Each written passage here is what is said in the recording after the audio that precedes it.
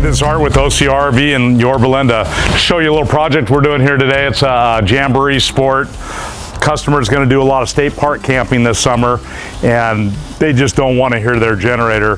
So what we've done is we've added 460 watt solar panels, 6 volt deep cycle batteries, outback charge controller, and a 3 kW inverter system in this coach. So they're running, they like to watch lots of TV and games and stuff at night when they're not hiking and stuff.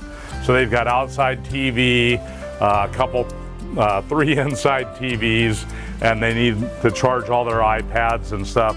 So, so right now we're charging at about 26 amps, and we're using about 18 amps. So we're positive with all the electronics running during the day.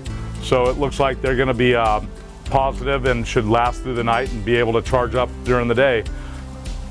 So if you've got a project you'd like to do, solar system, battery systems, body paint, interior upgrades, please come see us at OCRV in Yorba Linda.